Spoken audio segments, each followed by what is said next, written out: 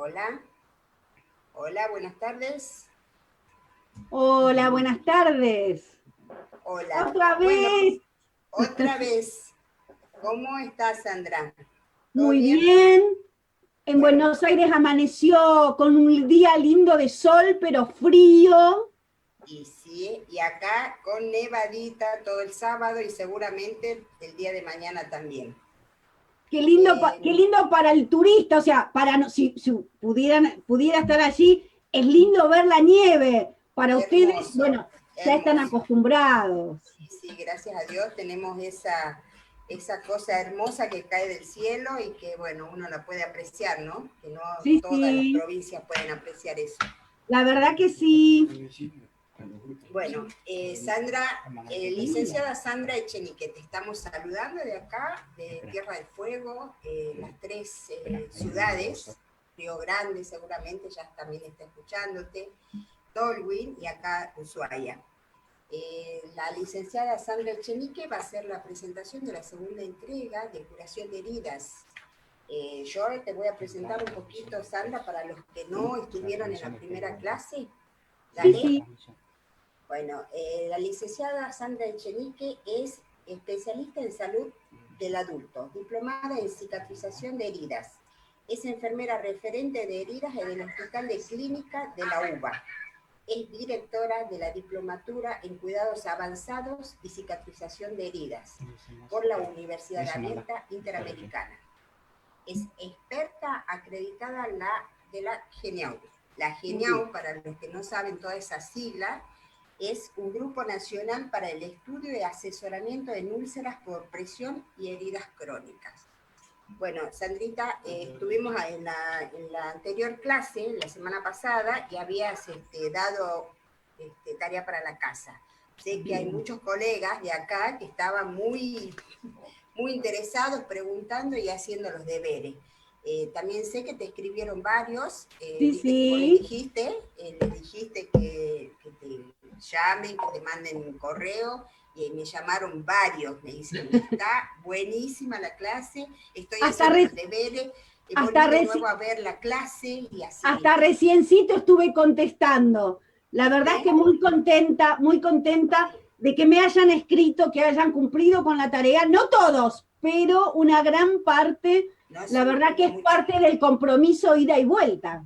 Sí, sí, sí, totalmente.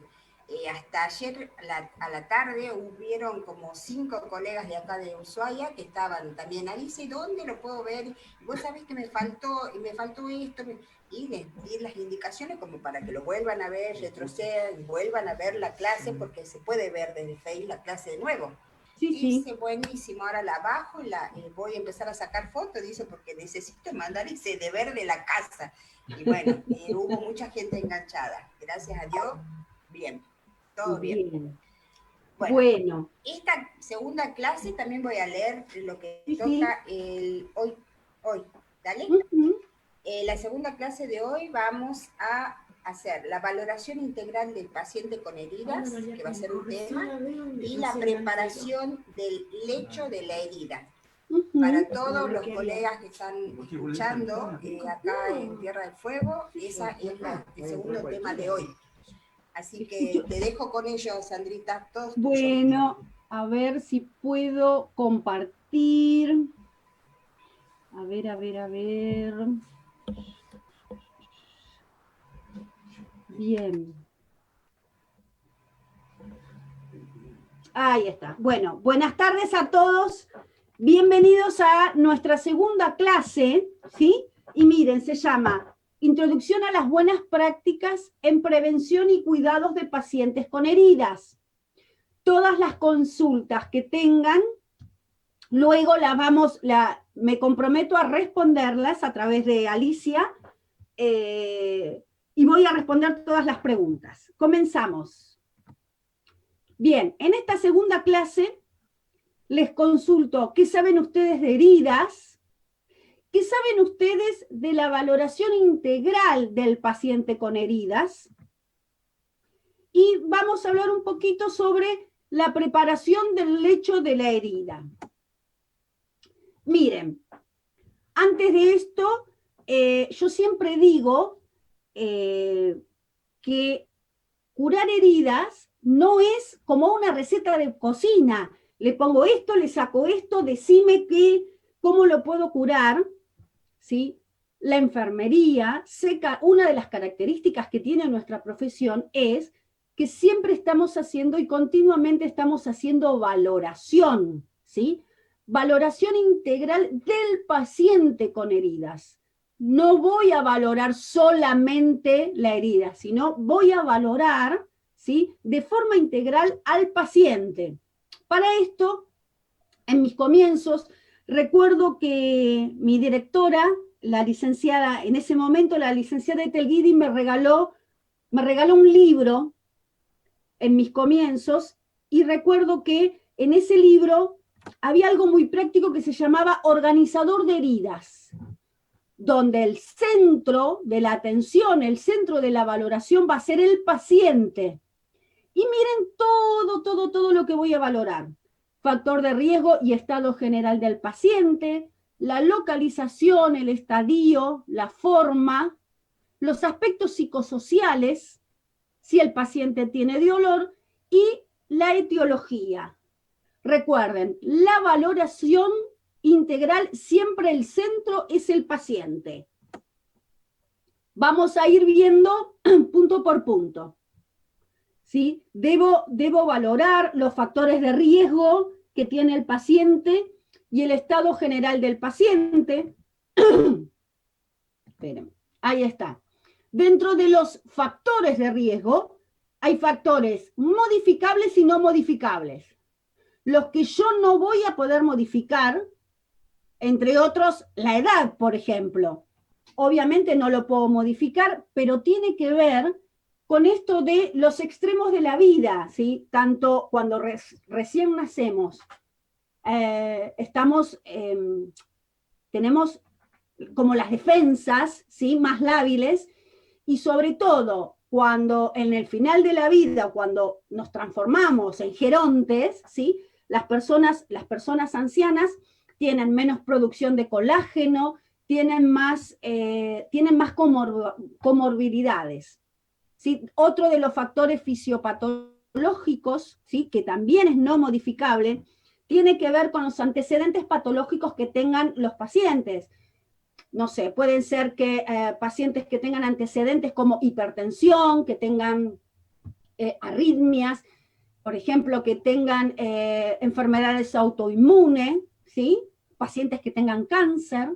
Otro de los otro de los factores de riesgo no modificable son los tratamientos de acción farmacológica. Por ejemplo, un factor de riesgo, ¿sí?, para padecer una lesión o que una lesión no cicatrice, por ejemplo, es estar recibiendo grandes dosis de corticoides. Los corticoides retrasan la cicatrización. Entonces, eso lo tengo que tener en cuenta como factor de riesgo para evaluar cuál es el tratamiento que voy a seguir.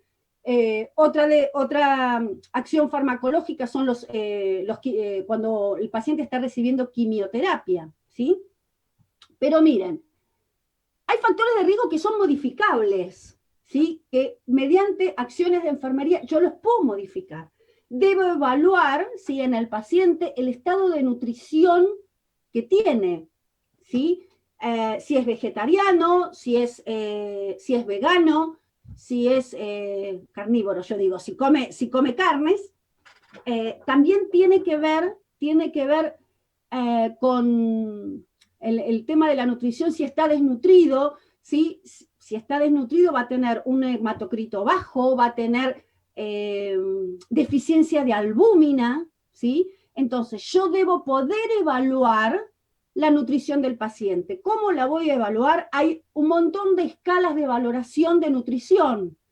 Si yo no puedo realizar la interconsulta con la especialista en nutrición, tengo que saber que hay escalas de valoración de la nutrición. Una de ellas es la escala subjetiva de nutrición, por ejemplo. Otros, ¿sí?, de los factores modificables es la incontinencia, ¿sí? Los pacientes incontinentes tienen mucho más riesgo de padecer lesiones. Miren qué importante. Falta de criterio unificado. Yo lo curo de una manera, mi compañera lo cura de otra, y mi otra compañera del turno noche escuchó algo y de cómo se curaba y lo cura distinto. Y viene el otro día la enfermera del turno de la mañana y como no sabe cómo lo cura de una manera que le parece a ella. Esto, falta de criterio unificado, es muy importante. Y otra, falta de cultura en el registro de enfermería. Es lamentable, ¿sí? Donde suelo leer en las evoluciones de enfermería, paciente medicado y controlado, se cura es cara.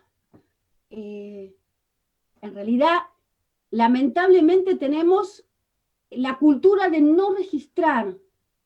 Y como seguramente deben haber escuchado más de una vez, esto de lo que no está escrito no se hizo.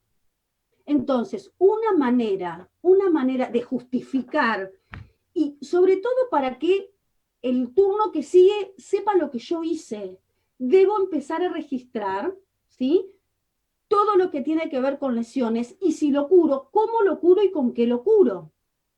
Entonces, estado general del paciente, miren, voy a realizar una inspección general de la piel del paciente. Voy a buscar presencia o ausencia de vello en los miembros inferiores, ¿sí? El estado y coloración de la piel. Voy a valorar o voy a constatar si el paciente tiene varices, si tiene edemas, si tiene un territorio varicoso, si hay cicatrices, si tiene queloides, ¿sí? Voy a valorar el estado de los bordes perilesionales de la herida, si hay presencia de hiperkeratosis, eczema, si hay hematomas, si tengo esa famosa mancha marrón en la pierna, ¿sí? Voy a también valorar si tiene malformaciones en los pies, ¿sí? Si tienen simetría, si los dos pies están iguales, a lo que me refiero es igual en tamaño, si alguno está más edematizado que otro, y también voy a ver la temperatura, si tienen diferencia de temperatura, es muy importante. Bien, también tengo que saber, ¿sí? Análisis bioquímicos e imágenes y biopsias. Tengo que saber o me tengo que fijar en el hemograma, en el hematocrito, en el recuento de leucocitos, si tiene una PCR, si tiene glucosa, porque si el paciente es diabético. En el caso del hemograma y el hematocrito, perdón, en el caso del hemograma, decía, y en el hematocrito, voy a ver si el paciente está anémico. Paciente que tiene deficiencia de glóbulos de glóbulos rojos por anemia, no va a cicatrizar. Bien, recuento de leucocitos es por si estoy presenciando si el paciente está padeciendo alguna infección. La PCR es para saber si el paciente tiene antecedentes o tiene osteomielitis. La glucosa es para saber si el paciente tiene diabetes. Por medio de un ecodoppler, ¿sí? Voy a poder controlar la deficiencia de flujo sanguíneo, ya sea venoso o arterial, ¿sí? Una RX me va a servir, ¿sí? Para saber, por ejemplo, en pacientes diabéticos, si tiene un Charcot, que es ya lo vamos a ver, la otra clase ya lo vamos a ver. El tema de la albúmina plasmática, ¿sí? Si está bien de sodio, si está bien de potasio, bueno, y todos los análisis bioquímicos. Es importante, ¿sí? Que nosotros podamos y aprendamos valores normales del laboratorio y para qué sirve cada resultado de un análisis bioquímico. Es importante porque es parte de la valoración integral. También vamos a evaluar en el estado general del paciente enfermedades concomitantes, si tiene diabetes, si tiene hipertensión, si tiene antecedentes de cáncer, si fuma, si tiene lupus, si tiene alguna enfermedad autoinmune. ¿Por qué? Porque con este tipo de antecedentes, ¿sí? Yo voy a esperar que la cicatrización esté retrasada, que se empeore o que mejore, ¿sí? Bien. También voy a evaluar la medicación habitual que tiene. Si el paciente se administra anticoagulantes, ¿sí? ¿Por qué? Porque esto va a depender, si yo tengo que hacer un debridamiento cortante, no lo voy a poder hacer. Si el paciente toma corticoides, como hace un ratito dije, los corticoides retrasan la cicatrización. Si el paciente toma diuréticos y si toma AINES. Si toda esta medicación habitual puede afectar la cicatrización. Y miren, antecedentes del tratamiento de la herida. Perdón, se me fue. Lo que debe pasar es, viene un paciente, entonces le preguntas al paciente, ¿y cuánto tiempo de evolución? Hace como 4 o 5 años más o menos. ¡Wow! Y a vos se te cruza por la cabeza, ¿y en 4 años? Hace 4 años que tiene la herida, ¿y con qué se habrá curado? Y pobre paciente, hace 4 o 5 años que está padeciendo esta lesión y vaya a saber la cantidad de médicos que vio. Y entonces vos le preguntás, ¿y con qué se estuvo curando? Dice, probé de todo. Bueno, a ver, ¿qué es ese de todo? ¿Por qué yo necesito saber qué es? ¿Me curé con todo o probé de todo? Primero, para saber si tuve el tratamiento indicado. Y segundo, ¿sí? Yo quiero saber, por ejemplo, por nombrar algo, yo quiero saber si el paciente usó Iruxol y no le funcionó, yo no se lo voy a, o sea, no voy a volver a tratar con lo mismo. ¿Se entiende? ¿Por qué tengo que saber con qué se curó antes y todos los antecedentes del tratamiento que tuvo ese paciente en su herida? Bien, habíamos hablado de la valoración integral del paciente. El segundo punto es la localización.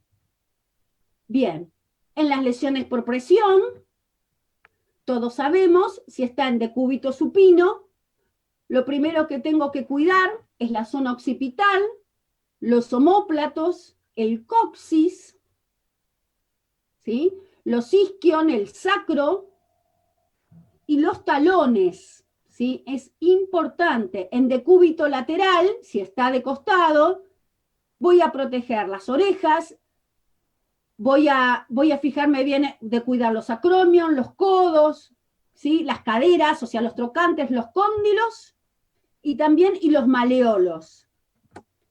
Bien, eso es con respecto a úlceras por presión. Otra de las lesiones, debo poder reconocer lesiones por incontinencia, ¿sí? Yo creo que todos conocemos las úlceras por presión. Las úlceras por presión es el resultado, ¿sí? La etiología justamente es la presión, es cuando hay demasiada presión sobre una prominencia ósea, y las características que tienen las úlceras por presión es que son bien redondeadas, ¿sí? Tienen los bordes bien definidos. Pero fíjense, por incontinencia es una lesión superficial, ¿sí? Con los bordes muy irregulares y poco definidos. Tengo que también poder valorar cuando tengo lesiones por intertrigo, que generalmente se suele dar en las zonas submamarias, en el abdomen, en todos los pliegues inguinales. También, ¿sí? Debo poder observar las úlceras venosas que se suelen dar en la región lateral interna, ¿sí? Del tercio inferior del miembro izquierdo, en el área supramaleolar, ¿sí? Fíjense la úlcera venosa, fíjense la forma que tiene de botella de champán invertida, bien ancha, ¿sí? Prácticamente en la zona de la rodilla y baja hasta los talones, ¿sí? Con mucho exudado. En cambio, las úlceras arteriales se suele dar sobre las prominencias óseas, en los maleolos, ¿sí? Y tiene la característica, ¿sí? Cuando hay deficiencia de flujo sanguíneo arterial, se produce isquemia. Entonces, esto es característico, ¿sí? De la necrosis, ¿sí? Las úlceras arteriales son bien redondeadas y tienen poco exudado, al revés que las úlceras venosas, ¿sí? Las úlceras venosas hay edema, bueno, como les dije, botella de champaña invertida y mucho exudado. Y es característico, miren, acá se ve un poquito, la eritroced, ¿cómo es que se llama? El color, la piel manchada color ocre, ¿sí? Eso es deficiencia venosa. Hay úlceras arteriales. Pie diabético, ¿dónde se encuentran? Generalmente en la planta del pie, ¿sí? En la planta del pie, que es el mal perforante plantar, en los dedos por isquemia, ¿sí?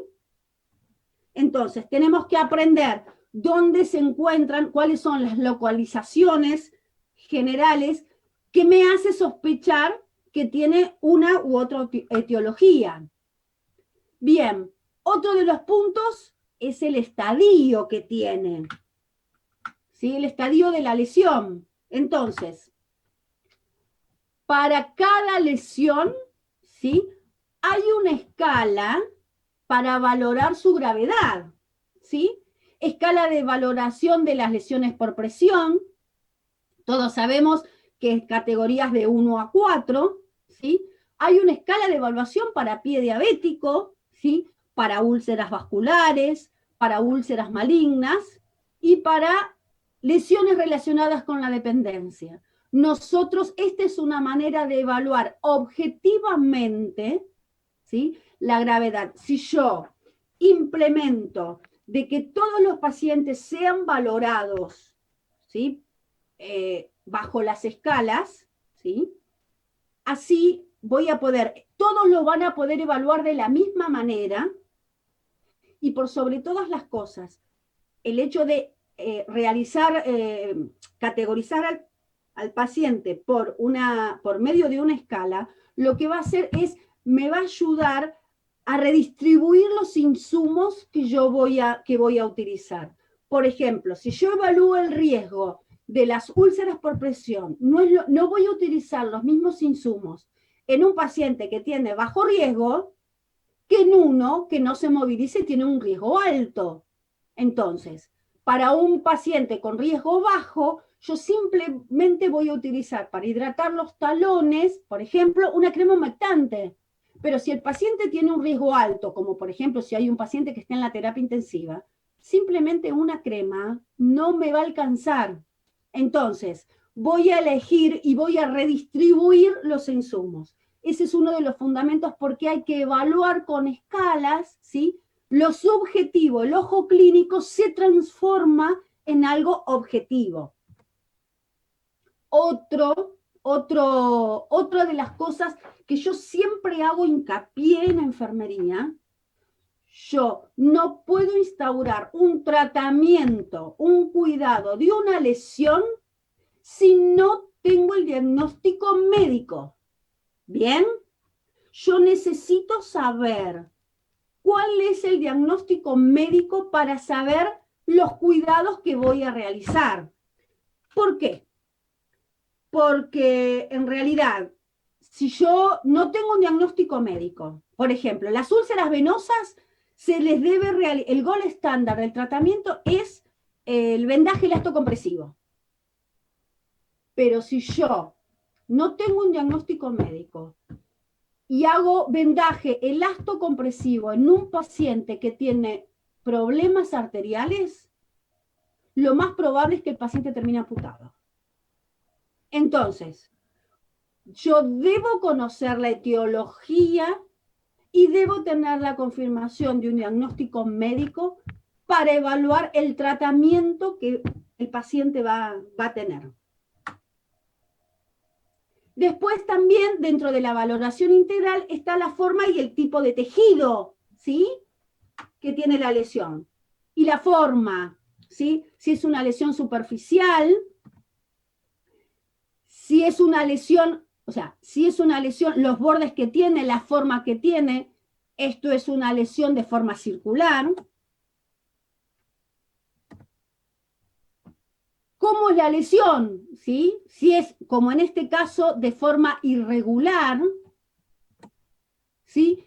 Miren, si es asimétrica o en forma de espejo, porque muchas veces la forma y dónde se encuentra alojada la lesión nos va a estar indicando qué tipo de lesión es. ¿Sí? Clásico, este tipo de lesión, en forma de espejo, en forma de mariposa, interglútea, me está hablando posiblemente de una dermatitis asociada a incontinencia. Pero ¿qué es lo que pasa? El tipo de tejido. Yo aquí tengo esto amarillo, ¿sí? Tengo esto amarillo, que después lo vamos a ver, es fibrina, ¿sí? Y esto que está acá, más oscuro, ¿sí? Es necrosis. Entonces, las dermatitis asociadas a incontinencia propiamente dicha no tienen necrosis. Las úlceras por presión sí. Y miren, y está alojada prácticamente en el sacro. Entonces se trata de una lesión combinada. Un poquito de DAI, un poquito de dermatitis asociada a incontinencia y un poco de úlceras por presión. Entonces, yo debo saber la etiología, debo saber la forma, el tipo de tejido que tiene para instaurar un tratamiento. ¿Por qué? Porque si yo esta lesión la tomo solamente como úlcera por presión, podría llegar a colocarle un hidrogel que lo que le voy a dar es humedad. Y las DAI no necesitan humedad. Entonces, lo que voy a hacer es empeorar el cuadro. Entonces, también lo que habíamos hablado, miren, perdón, habíamos hablado, ahí está, espera, habíamos hablado de la forma y del tipo de tejido. Entonces, habíamos dicho circular, irregular, en forma de mariposa, y algo muy importante, generalmente en las úlceras por presión de grado 3 o de grado 4, lo que nosotros solemos encontrar son tan grandes que lo que solemos encontrar son cavitaciones o comúnmente como le decimos bolsillo. Bueno, yo tengo que evaluar y tengo que escribir y determinar el tamaño. ¿Cómo determino el tamaño? Voy a utilizar el sistema horario donde las 12, ¿sí? Las 12 horas del reloj es la cabeza del paciente. Entonces, lo que yo voy a evaluar es, por ejemplo, bueno, si yo puedo decir que el paciente tiene un bolsillo de la hora 11 a la hora 3 y voy a poner qué cantidad, ¿sí? O sea, cuántos centímetros de profundidad tiene. Entonces, cuando yo leo en un registro que el paciente tiene una cavitación, un bolsillo de 12 horas a 12,3, me puedo imaginar, y de tanta profundidad, ¿sí? Me puedo imaginar la lesión, ¿sí? La profundidad de la lesión. También debo valorar el tipo de tejido que tiene, y ahora después más tarde lo vamos a ver. Si es una placa necrótica, si es tejido de granulación, que más o menos eso lo vimos en la clase anterior. La placa necrótica es la isquemia, una placa negra. El tejido de granulación es como nos encanta ver a todas las heridas, ese rojo frutilla. El efacelo es eso como, a mí me gusta decir que es como chicloso, es de color amarillo, entre amarillo y verde, que si lo agarro con una pinza me va a costar retirarlo, es elástico. La fibrina es lo que está sobre el tejido, ¿sí? Bien pegado al tejido de granulación. Ahora lo vamos a ver. Y costrohemática, una mezcla de isquemia y, ¿cómo es que se llama? Y sangre. Bien. Y entonces también tenemos que evaluar y vamos a tener que escribir el tamaño de la herida. ¿Y cómo lo pongo? Simple, con regla descartable.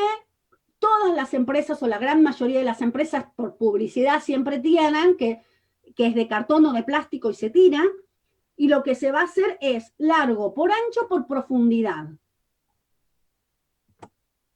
Miren, este tipo de reglas, ¿sí?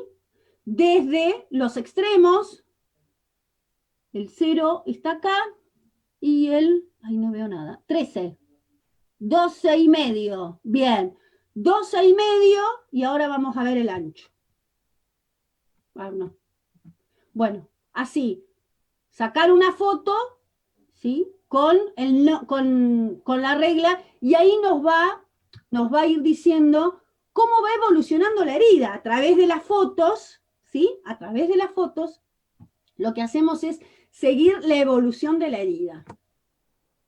Bien, una de las cosas que a los enfermeros, yo siempre digo que hacemos una carrera científica, pero también humanitaria. Y los aspectos psicosociales tienen muchísimo que ver. ¿Sí? Preguntas. ¿Quién le va a cuidar? ¿Quién le brinda los cuidados mientras el paciente está internado? Se los voy a brindar yo como enfermera. Pero ¿quién le va a brindar los cuidados cuando sea externado? Si hay algo que yo le digo cuando me presento y le digo al paciente y tiene una lesión que está internado, le digo que yo necesito que alguien, ya sea él, un cuidador primario, un familiar, aprenda cómo se cura la herida. Porque mientras está internado lo voy a curar yo, pero yo no voy a ir a curarlo a la casa. Entonces, una manera de hacer partícipe del tratamiento va a ser el paciente o algún familiar. Otra de las preguntas es, ¿qué cobertura abarca la obra social cuando está internado y cuando está en su casa? Bien. Y otra de las cosas que tengo que empezar a valorar y tengo que averiguar es si la obra social tiene cobertura para enfermería domiciliaria. ¿Por qué? Porque yo lo puedo hacer en mi hospital cuando se está por ir el paciente y se va de alta del hospital, pero tiene internación domiciliaria. Lo que yo le pido al familiar o le pido al paciente es, yo necesito tener una entrevista con la enfermera que lo va a curar, ya sea porque lo abonen de forma particular o se los brinde la obra social. Yo necesito tener una entrevista con la enfermera que lo va a curar para que todos hagamos lo mismo. Bien. Importantísimo, otro punto del organizador de heridas, el dolor. Cuando un paciente tiene dolor, por favor, créanle, el dolor es subjetivo. A mí no me duele lo mismo de lo que le duele a ustedes. No tenemos el mismo umbral del dolor. ¿Sí? Cuando un paciente tiene dolor, no se lo puede curar, va a retrasar la cicatrización y es importante el sufrimiento del paciente. ¿Cómo lo voy a valorar? Voy a utilizar la escala de valoración del dolor. La más simple. Le decimos al paciente, en una regla de 1 a 10, ¿sí? Donde 1 o 0 no me duele nada y donde 10 es imposible de tolerar, ¿qué número le pone a él? Y les puedo asegurar que no es fácil para el paciente ponerle un número a su dolor. Y después voy a averiguar el tipo de dolor que tiene. Si lo tiene todo el día, si lo tiene cuando yo le estoy limpiando la herida, ¿sí? Entonces, si es punzante, si se irradia y hacia dónde se irradia. Entonces, es necesario valorar el dolor, ¿sí? La primera entrevista quizás no se lo pueda manejar bien. ¿Por qué? Porque yo lo voy a desvendar, lo voy a curar, y todo eso me van a ir dando información para que la próxima vez, si el paciente habitualmente toma analgesia, decirle, mire, media hora antes de venir a mi consulta, necesito que usted tome el analgésico que habitualmente toma. ¿Sí?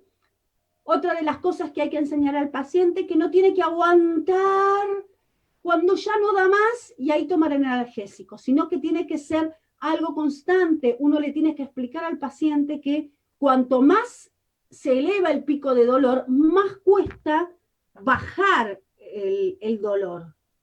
Importantísimo, hay topicaciones, ¿sí? Y aquí siempre recuerdo donde el paciente está enamorado del Platzul o enamorado de la sulfacianida de plata. El Platzul tiene tres componentes. sulfadiazina de plata, vitamina A y lidocaína. Y entonces el paciente dice, está bien, no me cura, pero me saca el dolor. Bien, entonces yo les digo, en vez de, si no corresponde, si ustedes evalúan y no corresponde ese tipo de crema, le pongo, se lo cambio por lidocaína jalea, ¿sí? Que es exactamente lo mismo. Entonces, se puede hacer de forma local o se puede consultar, ¿sí? Con el médico, ¿sí? Y se le puede aplicar de forma sistémica, de forma tópica, lidocaína al 2%. Incluso hay preparaciones con lidocaína y morfina o lidocaína al 5% en jalea.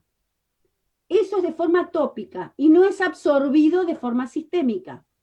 Si ustedes evalúan el dolor del paciente y están sospechando que necesita analgesia sistémica, voy a interconsultar o le voy a solicitar al médico, ¿sí? Algún médico, sobre todo, bueno, yo trabajo mucho con el equipo paliativos, el equipo de dolor, y ellos son los que me indican cuál es la analgesia que necesitan.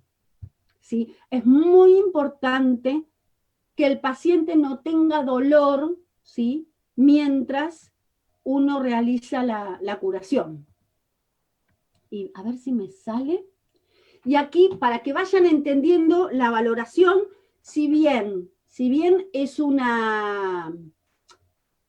video de una colega que estuvo en un congreso y menciona una marca, yo decidí colocarlo igual porque es interesante cómo ella hace la valoración de la herida. Miren.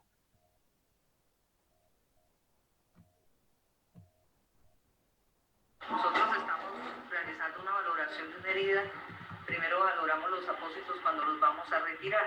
En este caso, este es un apósito convencional con bastante exudado. Miren cómo ya podemos ver pesa. que es una herida totalmente exudativa. Como apósito secundario, podemos observar que él tiene este que vemos acá, es una Coacel plata. Entonces es una herida que ha sido manejada con la Coacel plata, tecnología de absorción antimicrobiana y apósito secundario convencional. Continuamos nuestra valoración de la saturación de los apósitos. Son heridas altamente exudativas, una úlcera sacra, más o menos de unos 12 centímetros de largo por unos 10 de ancho. El 100% de la herida está en fase de granulación. Vamos a explorar la herida a ver si tiene bolsillos. Estamos hablando de esta úlcera. Totalmente limpio el fondo, no tiene bolsillos, está profunda en 3 centímetros, tiene buen avance epitelial. Entonces, como es una herida altamente exudativa, miren cómo mide la profundidad hacia las 3 con un las hisopo manecillas del reloj. Y hacia las 9 de 1,5 de profundidad. Ahí entonces, utilizó el reloj. Primero, altamente exudativa, profundidad, tejido de granulación. Necesitamos terminar de estimular la granulación y activar los bordes para que se inicie la epitelización de los bordes. Y altamente exudativa. Esta es una úlcera isquiática que tiene, miren, un bolsillo hacia la una, con una profundidad de 6 centímetros, bordes totalmente sueltos y hacia aquí estamos tocando este bolsillo, más o menos esto tiene una profundidad de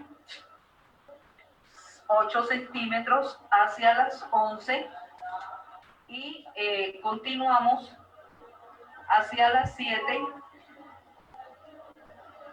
con 7 centímetros de profundidad. Está totalmente limpia, necesita granulación, relleno de los bolsillos, control del exudado, granulación. Podemos observar aquí el avance epitelial.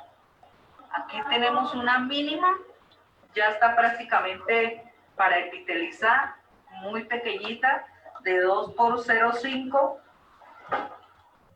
Esta es la región anal. ¿Este paciente tiene colostomía derivativa?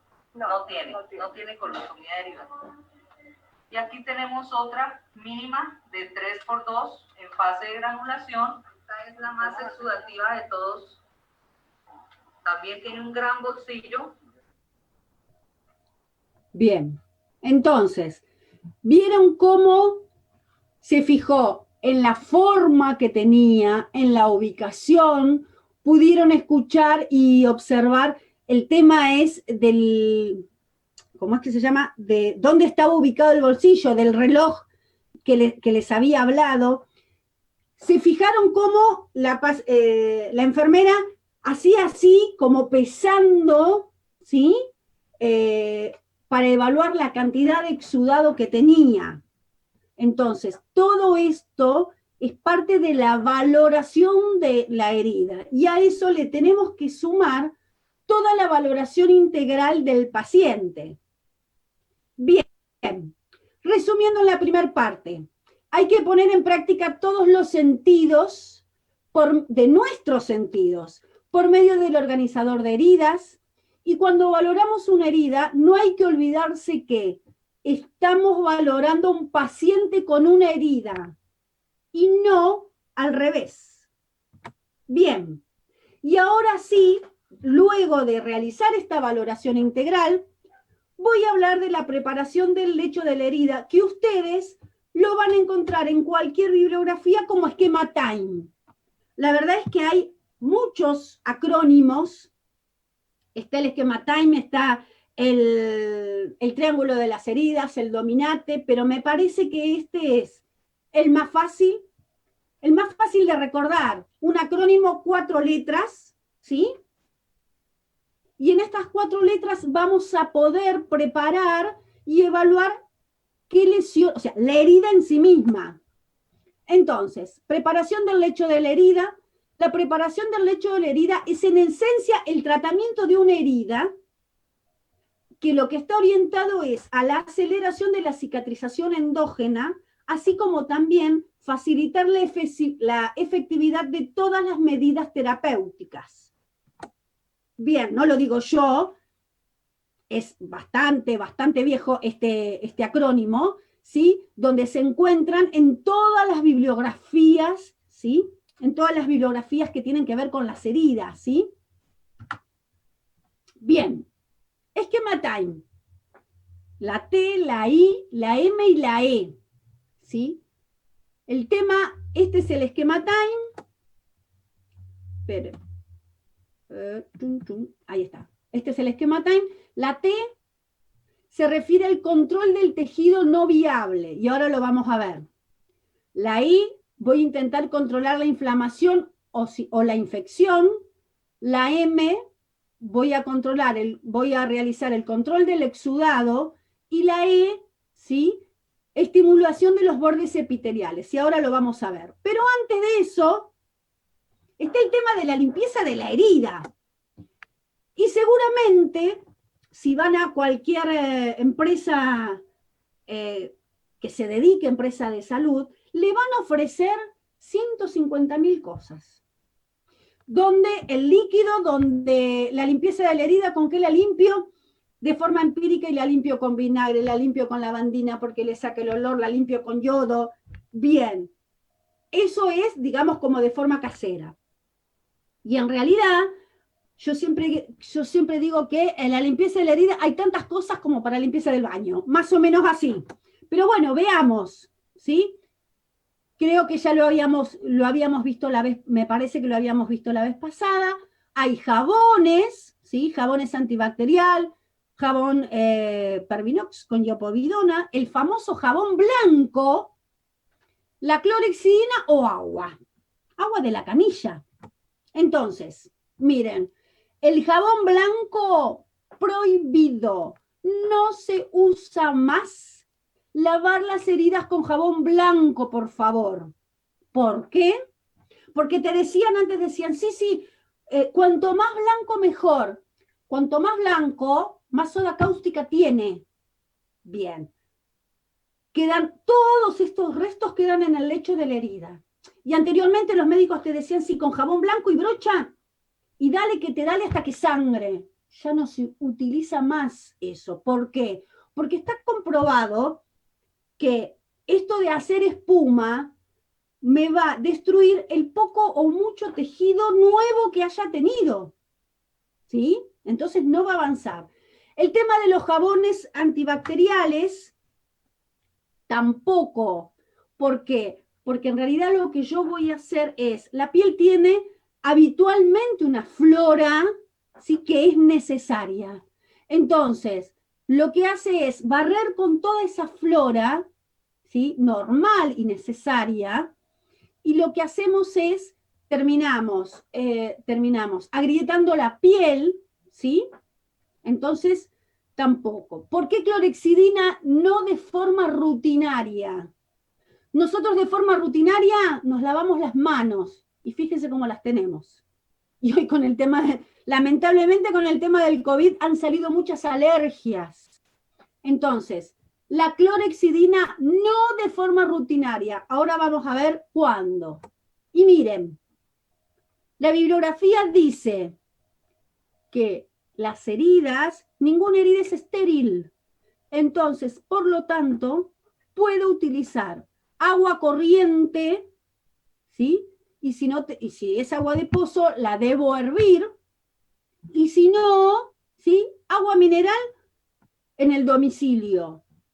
Y si solución fisiológica, ¿sí?, de forma hospitalaria. Uno de los tips de la solución fisiológica, se debe colocar sobre la herida, ¿sí?, a temperatura corporal, no temperatura ambiente. Porque, a ver, temperatura ambiente en Tierra del Fuego deben ser 2 grados más o menos. En Buenos Aires mucho más. Entonces, las heridas, las lesiones, cuanto más grandes, más temperatura corporal pierden, ¿sí?, por esa herida más temperatura pierde, y eso retrasa la cicatrización. Entonces, lo que hago yo es, generalmente, cuando agarro un sachet de solución fisiológica, se la doy al paciente, téngamela un ratito, por favor. Y mientras tanto lo voy desvendando, o le voy retirando la curación. Esto va a hacer que tome temperatura corporal la solución fisiológica para de que después, ¿sí?, yo voy a realizar la higiene. Miren, ¿por qué no los jabones? Los jabones cosméticos poseen un pH alcalino y nuestra piel, ¿sí?, es ácida. Entonces necesitamos, ¿sí?, que el medio que el pH siga siendo un medio ácido, porque si no lo que se hace es la proliferación justamente de microorganismos. Los jabones comerciales afectan el bafe de la piel y van dañando el manto hidrolipídico. Miren, el jabón blanco suele quedar restos de jabón sobre el lecho de la herida, y lo que les decía, el jabón blanco contiene soda cáustica, que es la que lo vuelve soluble al sebo. Entonces, cuanto más blanco, más soda cáustica tiene, más perjudicial para la piel y para el lecho de la herida. Todos los jabones comerciales tienen un pH de 8,40 a 9, ¿sí? Y nuestra piel, o sea que esto es alcalino, y nuestra piel, ¿sí?, tiene un pH ácido. Entonces, y miren, la clorhexidina no se debe usar de forma rutinaria. Yo sé que las enfermeras de control de infecciones dicen que hay que higienizar, sobre todo en las terapias intensivas, pero en realidad está controvertido, pero en realidad la bibliografía, la evidencia científica dice que la clorhexidina no se debe utilizar rutinariamente. Después vamos a ver cuándo se debe utilizar. Y miren, hay una revisión sistemática de una revista española, ¿sí?, con respecto a la limpieza de la herida. Dice, miren, no se utilizarán en las heridas antisépticos locales, como Pervinós, clorhexidina, oxigenada, ácido acético, que es el vinagre, solución de hipoclorito, que es la lavandina. Todos los productos son de reconocida toxicidad y agresividad para los granulocitos, que es el tejido de granulación, ¿sí? Y en algunos casos su uso continuado puede provocar problemas sistémicos por la absorción en el organismo. Esto tiene que ver con el Pervinox, ¿sí? Miren, como norma general, limpiar las heridas con solución fisiológica, agua destilada o grifo o agua de la canilla. Y los antisépticos no deben utilizarse de forma rutinaria, ¿sí? Esto tiene que ver con la clorexidina. Y empezamos con el esquema TIME.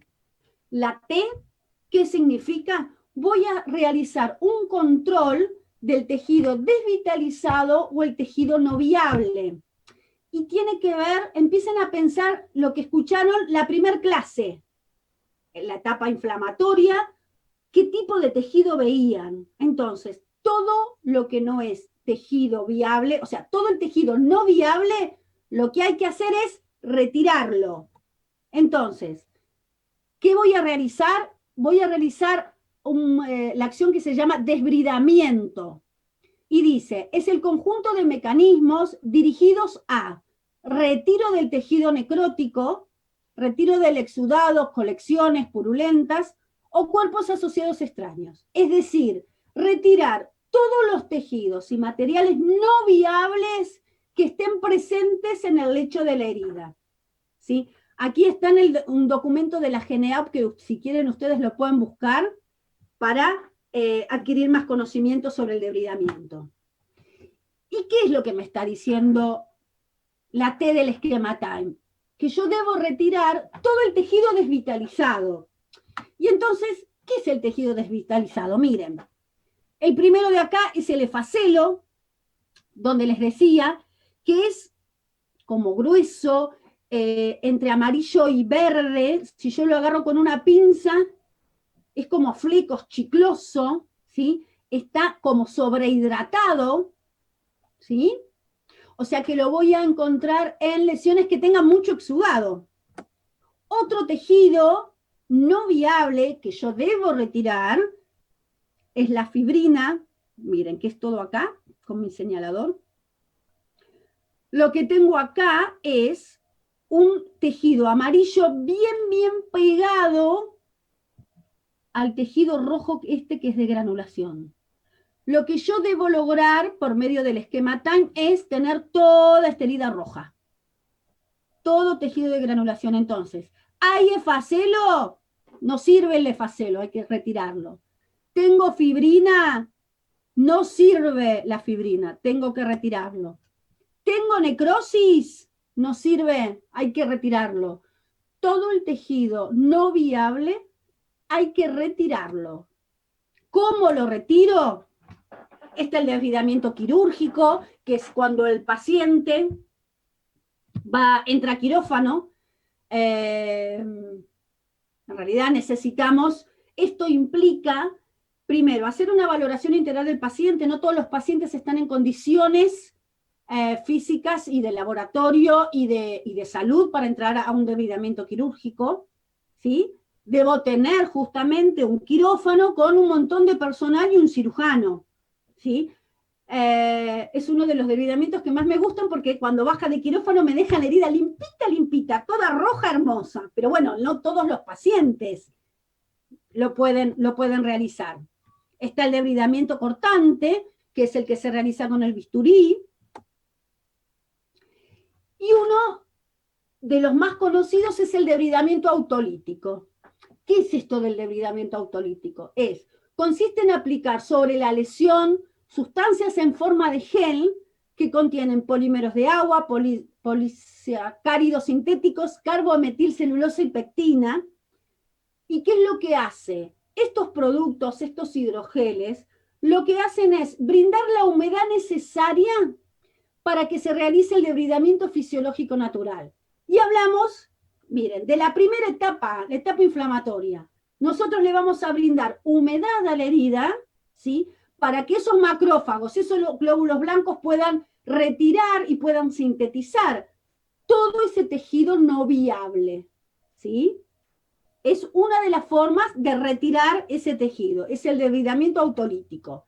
Y aquí, seguramente muchos de ustedes los deben conocer, es el famoso hidrogel. Y puse el de todas las marcas que conozco. En realidad hay algunas más. Por ahí este lo coloqué, no sé si todavía está en Argentina, pero me parece que en Perú y en Ecuador me parece que están.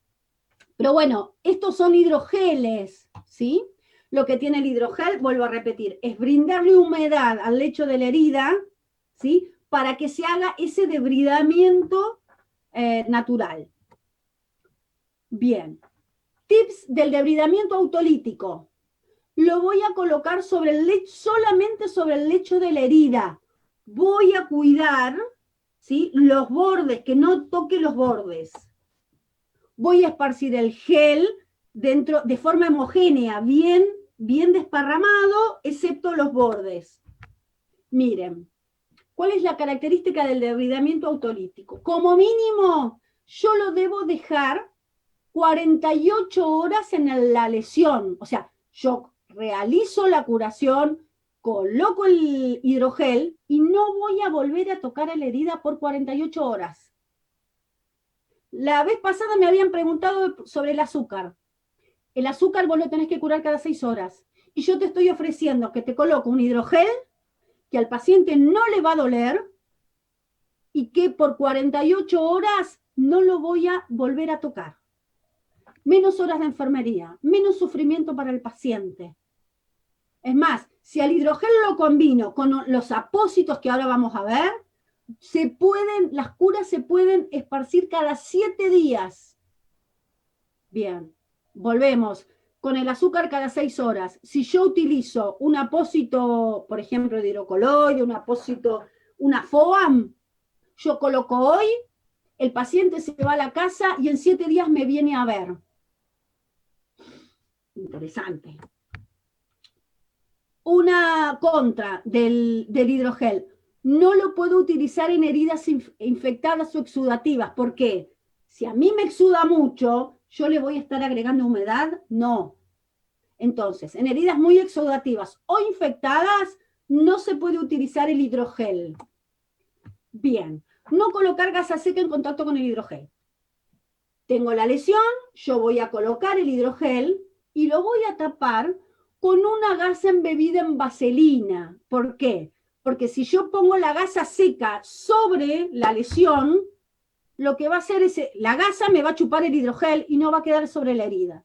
Entonces, con la gasa vaselinada o con una gasa comercial que tiene petrolato, lo que voy a hacer es hacer como una capa aislante y el hidrogel me va a quedar sobre la herida, ¿sí? Y miren, en el caso de que yo tenga una lesión en la zona sacra, lo más común, lamentablemente, es que cuando el paciente, ¿sí?, defeque, la materia fecal, no sé, tienen como un imán, ¿va?, ahí y me contamina la herida. Entonces, si ensucia, yo voy a colocar la lesión, voy a colocar el hidrogel, voy a colocar una gasa con vaselina y arriba una gasa o un apósito. Entonces, si se ensucia, yo voy a retirar el apósito secundario. La gasa con vaselina la voy a dejar. ¿Por qué? Porque yo como mínimo debo tener 48 horas como mínimo ese hidrogel en contacto con la lesión. ¿Sí? Bien. Hablamos del debridamiento quirúrgico, hablamos del debridamiento autolítico y vamos a hablar del debridamiento enzimático, que seguramente lo conocen todos. En la Argentina es el único lugar donde la colagenasa viene asociada al cloranfenicol. En otros países de América del Sur está el Iruxol mono, o sea, no tiene cloranfenicol. Pero no importa, los dos, ¿sí?, el Iruxol, son enzimas que actúan y degradan el tejido desvitalizado y es colagenasa. Lo que hace, sí, el Iruxol, el debridamiento enzimático, es degradar todo lo que el tejido no viable, todo eso me lo va a ir comiendo o lo va a ir degradando y muchas veces quedan unidas, esas placas necróticas quedan unidas por puentes de colágeno y lo que hacen es como cortar y ahí es cuando puedo retirar todo el tejido no viable. así como les di tips para el debridamiento autolítico, que es el hidrogel, les voy a dar tips del debridamiento enzimático. Importante, colocar solo en el lecho de la herida. No debo colocarlo en los bordes porque muchas veces irrita o muchas veces produce alergias. Entonces, 2-3 milímetros más chico del lecho de la herida, ahí lo voy a colocar. Voy a esparcir el ungüento en forma homogénea, ¿sí? Produciendo el ancho de la capa debe ser el tamaño de una moneda, ni más ni menos, ¿sí? Es importante. Después voy a colocar una gasa con petrolato o gasa con vaselina, al igual que en el debridamiento autolítico, ¿sí? Que tiene que estar en contacto con el Iruxol, porque lo que hace es aumentar la acción del Iruxol. Entonces, lesión, desparramo, ¿sí? El ungüento del Iruxol, y arriba voy a colocar una gasa con petrolato o una gasa con vaselina. Gasa con petrolato tenemos la Hidrovas, tenemos la Gelonet y no me acuerdo cuál más.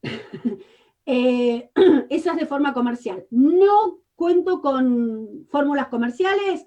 Gasa con vaselina, líquido o sólida, es lo mismo. Pero lo voy a colocar para tapar, así aumenta el efecto del Iruxol. Bien, importante. Si mezclo el Iruxol del que estoy hablando con el hidrogel que hablé antes, si lo mezclo, lo que voy a hacer es aumentar, ¿sí?, el efecto debridante. ¿Por qué? Porque recuerden que el hidrogel, el 90% es agua. Le estoy dando humedad, ¿sí?, al Iruxol. ¿En qué medida? Yo me acuerdo de mi época, ¿se acuerdan del Poxipol? Que había que mezclar dos, mitad y mitad. Bueno, entonces, mitad de Iruxol, mitad de hidrogel, los mezclo, ¿sí?, y lo coloco sobre la herida. Entonces, las primeras 24 horas me hace efecto el Iruxol. Y después, las otras 48 horas, me hace efecto el hidrogel. Entonces, 24 del Iruxol, ¿sí?, más otras 48 del hidrogel, son 3 días. Entonces, una curación cada 3 días. Es más, contra cada 6 horas azúcar. Entonces, repensemos, ¿sí?, cuáles van a ser los cuidados. Menos horas de enfermería. Bien.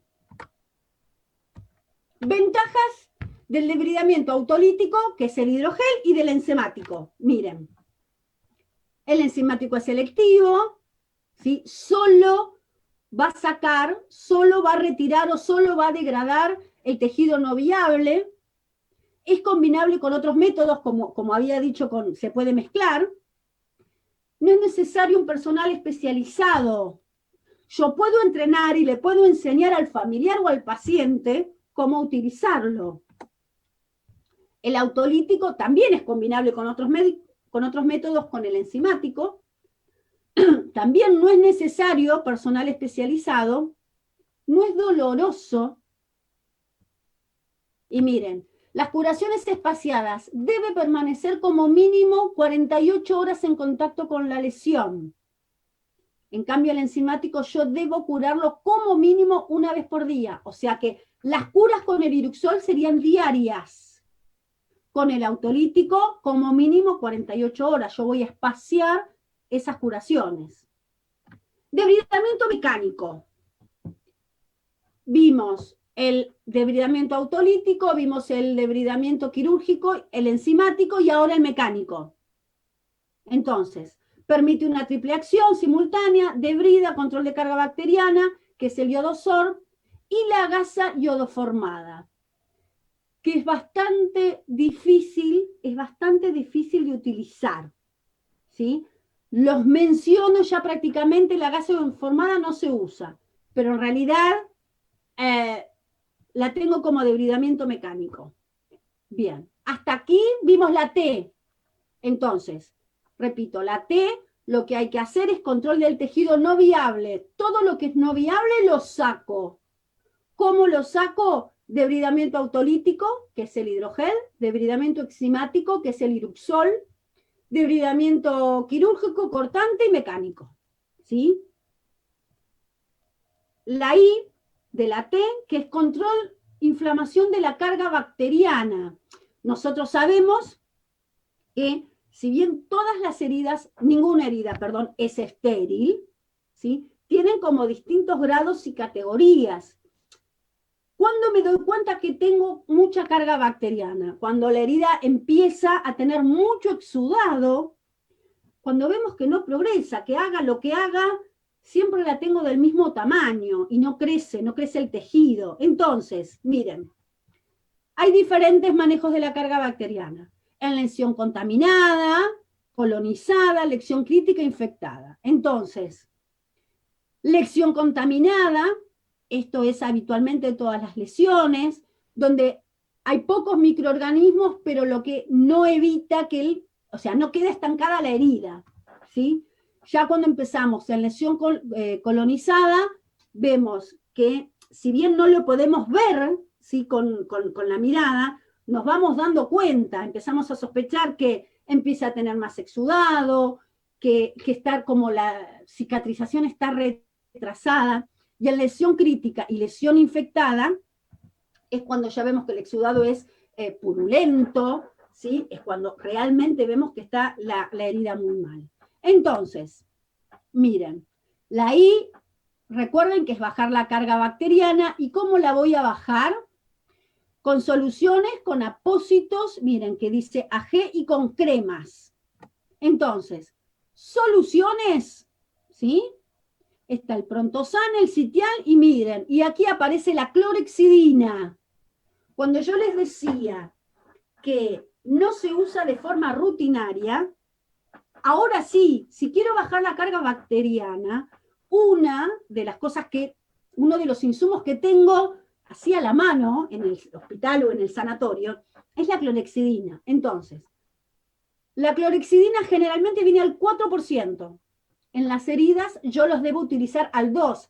Así que lo que voy a hacer es rebajar con solución fisiológica o con agua destilada, voy a rebajar, ¿sí?, la clorhexidina hasta llegar al 2%. ¿Y qué es lo que voy a hacer? La clorhexidina lo que va a hacer, la voy a topicar, voy a hacer jabón, la clorhexidina comienza a actuar a los 30 segundos y tiene un poder residual cada 6 horas. Por lo tanto, cuando yo termino de topicar, de hacer jaboncito, de ver que se empape bien la lesión, luego la debo enjuagar. ¿Bien? Esto es lo que tenemos a mano siempre, la clorhexidina.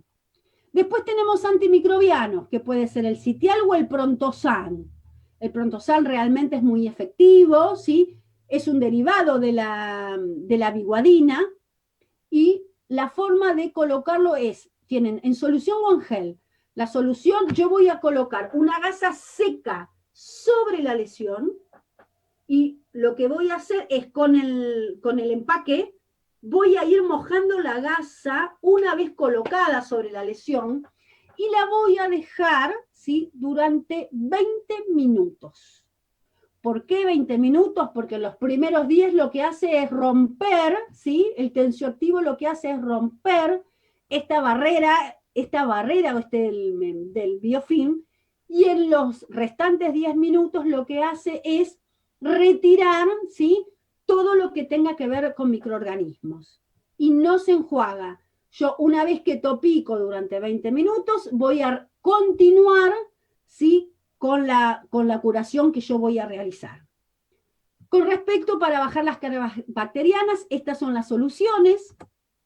Luego tenemos apósitos AG, que son apósitos con plata, que miren, hay un montón de marcas. Generalmente algunos vienen con envase plateado, pero el característico es, ¿sí?, el AG. Todo lo que es AG tiene plata nanocristalina o ionizada, ¿sí? generalmente viene el apósito, que es el alginato de calcio, con AG, con plata, que lo que hace es ayudarme a bajar la carga bacteriana. Entonces vimos soluciones, vimos apósitos, y después, ¿sí? También tenemos para heridas con mucho exudado, que tienen mucho más absorción que en el alginato, tenemos las espumas, o FOAM, también AG, ¿sí? De las distintas empresas.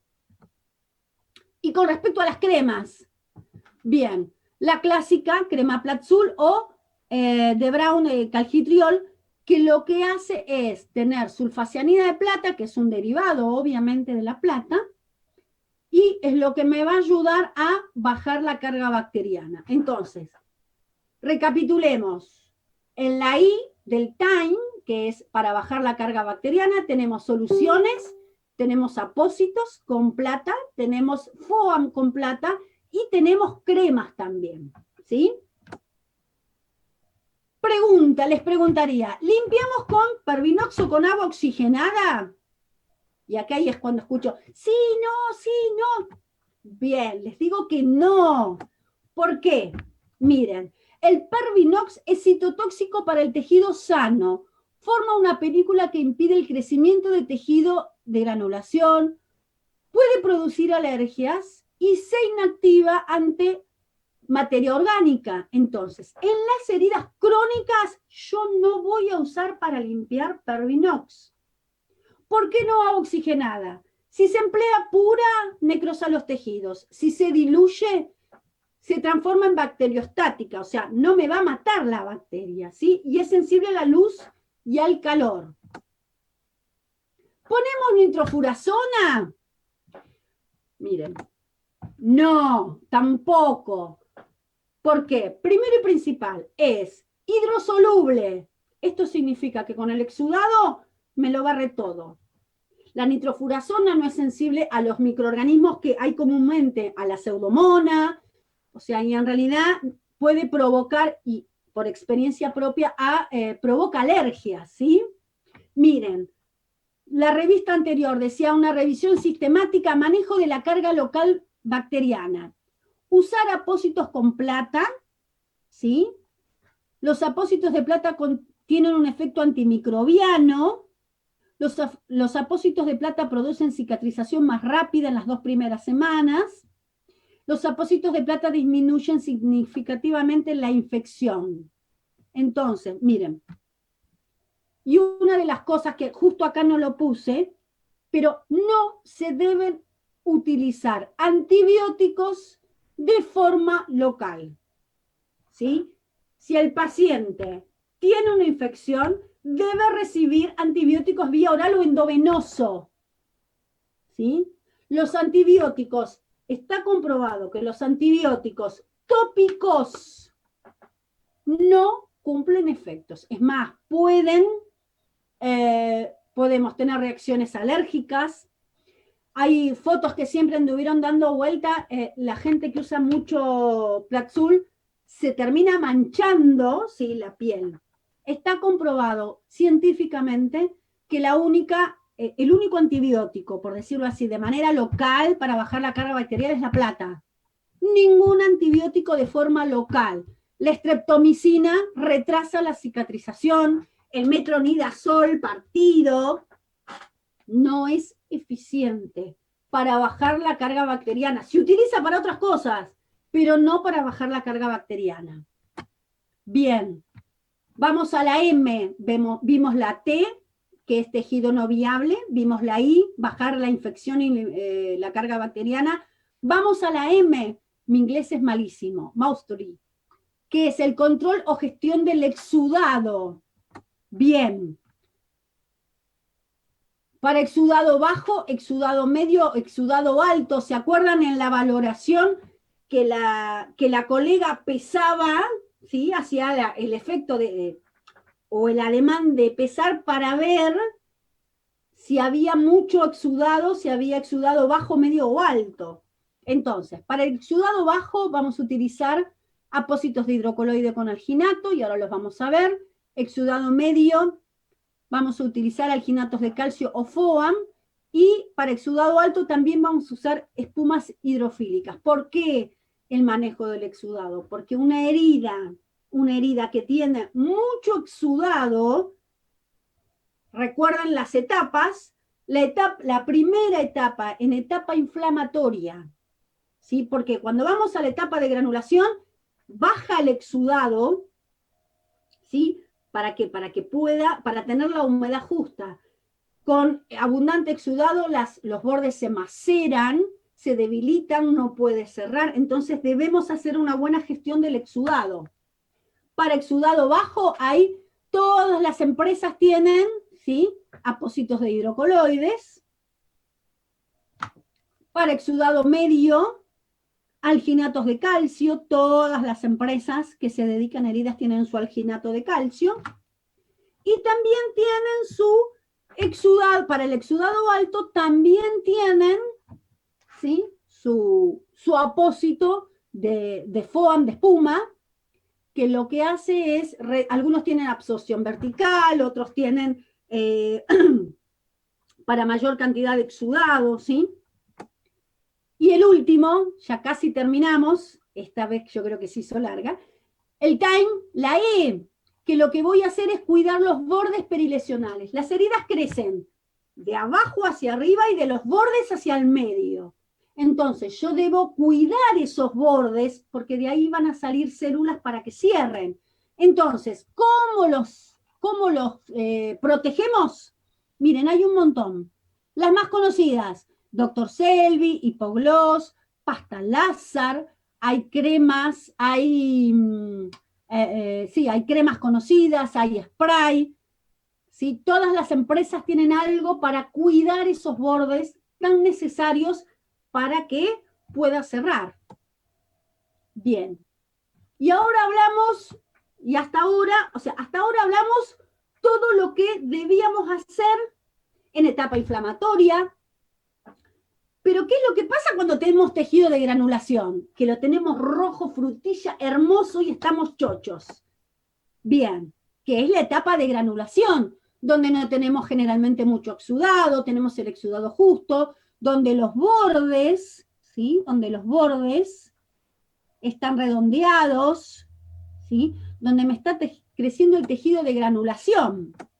Miren todo lo que hay, ¿sí? Desde, miren, gasa con vaselina, que lo que les voy a dar es brindar humedad para que solo vaya creciendo el tejido. Y esto es gasa con petrolato. Hay productos de propóleo, hay ácido hialurónico, hay maltodextrina, hay matrices dérmicas, hay cremas con hay cremas con centella asiática, con aceites esenciales. Esto es colágeno en grajeas.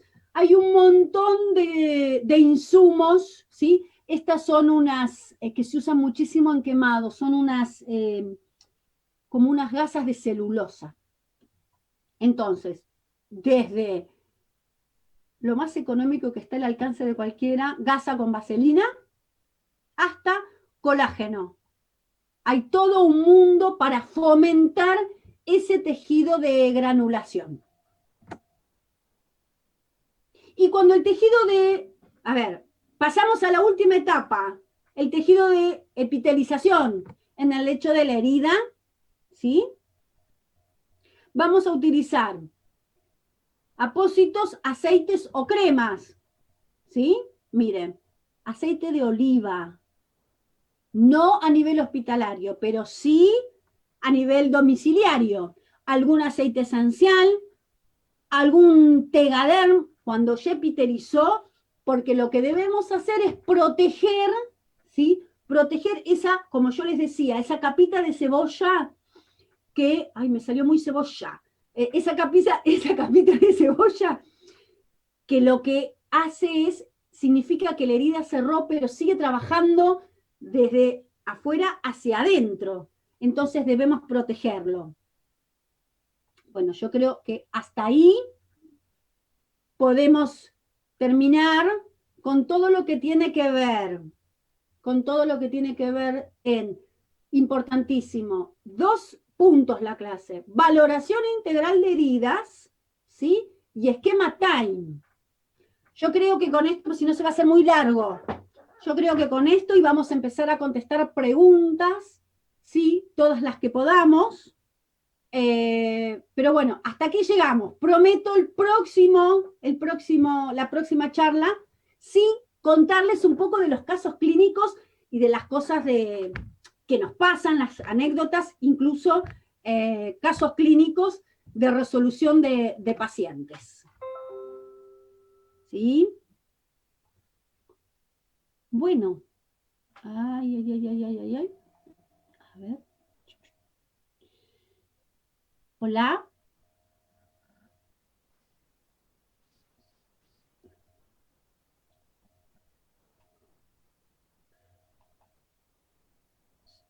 A ver.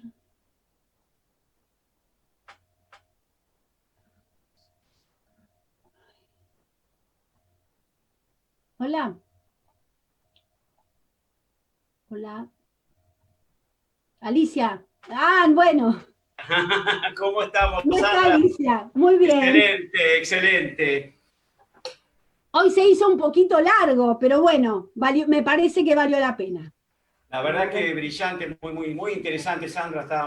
Justo Alicia también estaba tomando ahí apuntes, un poco de algunas dudas que iban surgiendo, porque estás derribando algunos mitos que uno utiliza desde hace mucho tiempo, y la verdad que viene muy bien el poder actualizar un poco todo lo que tiene que ver con las técnicas, ¿no? y las nuevas formas de procedimientos que a veces uno no aplica por desconocimiento o por falta de actualización, ¿no? Así que brillante toda la jornada de hoy, nuestra segunda jornada, Sandra. Hay colegas no solo de Tierra del Fuego, de Ushuaia, Tolú y Río Grande, sino hay de otras localidades, de otras provincias. Les agradecemos muchísimo la presencia de todos. La verdad, muchas gracias. La verdad es que sí. Sí, muchas gracias por estar, por querer capacitarse y con el compromiso de que sean multiplicadores de conocimientos. Así es, sí. La verdad que tenemos colegas de muchísimas provincias y de otros países también que están acompañándonos.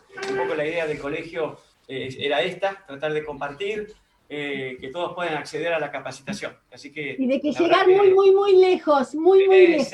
Exacto, sí. Trabajando desde la formación para poder crecer todos juntos desde ya. Bueno, nada, Trelew, Chubut, está Salta presente, hay un montón de provincias que están junto a nosotros, así que México. te envían muchos cariños. México, ahí me dicen. Sí, se escucha la voz de los chicos que están acompañándonos también, de la comisión directiva acá del colegio. Están muy contentos. La verdad que nuevamente te agradecemos, Sandra, por tu tiempo, por estar acompañándonos, a todos los colegas de Tierra del Fuego desde ya. Y podemos, bueno, el sábado que viene tendremos el próximo encuentro, ¿no es cierto? Habíamos quedado el sábado. ¿Hay alguna pregunta que tenga que contestar? Sí, van surgiendo algunas. Tengo acá, para la hipergranulación, ¿qué recomienda? Pregunta una colega. Bien, para etapa etapa de granulación, primero hacer la valoración integral, recuerden. Y uno de los slides, vuelvan a ver la clase, entre lo más común, lo que tengo que hacer es seguir fomentando que el tejido crezca. Desde gasa con vaselina, insumos de propóleo, colágeno, maltodextrina, alguna crema, vuelvan a ver, ¿sí? Lo ideal es fomentar que siga creciendo ese tejido de granulación. ¿Listo? Bárbaro. Bueno, acá preguntaba un colega también, hidroxel más iruxol, ¿cuándo se utiliza? Tal vez las preguntas son un poco anteriores a la explicación que vas dando, pero... Hidrogel más iruxol se utiliza en la T del acrónimo, porque yo lo que voy a utilizar los voy a juntar para debridar más rápido, ¿sí? En la T del acrónimo TIME, yo retiro el tejido no viable, ¿sí? Son 2 debridantes. Bien. Bueno, hay muchos que preguntan, si me permitís, les voy a comentar a los colegas que tienen a disposición en la página del colegio CPE-TDF grabada la clase, luego vamos a ir subiendo toda nuestra página de YouTube también, pero los que necesiten a partir de ahora va a quedar grabada toda la jornada, queda en nuestra página, CPE TDF, ¿sí? Excelente, Sandra. Él habla muy rápido, C de casa, PE, de papá, sí, tal cual. de Ernesto, y la sigla de todo el juego. TDF. Exacto. CPE TDF. Sí, sí. Encima tengo el auricular y me tapa la audición, peor todavía. No, nada, no queríamos retenerte mucho más, Sandra. La verdad que agradecido, muy, muy agradecido por toda la exposición, por supuesto. Prometo la próxima clase. Ustedes junten las preguntas. Entonces, 10 minutos antes vamos contestando las preguntas que quedaron pendientes, ¿sí? Bárbaro, bárbaro. ¿Cómo no? Muchísimas gracias, Sandra. No, por nada. Gracias, México, Ecuador, Perú. Eso. Todos los fueguinos que me han recibido en sus casas. Muchísimas, muchísimas gracias y a cada una de las provincias de la Argentina que están presentes. Muchas gracias, Sandra. Un abrazo grande a la distancia y nos volvemos a ver el sábado que viene. Gracias, Sandra, y gracias a todos los colegas que nos acompañan desde ya. Gracias a todos. Buen fin de semana. Buen fin de semana, exacto.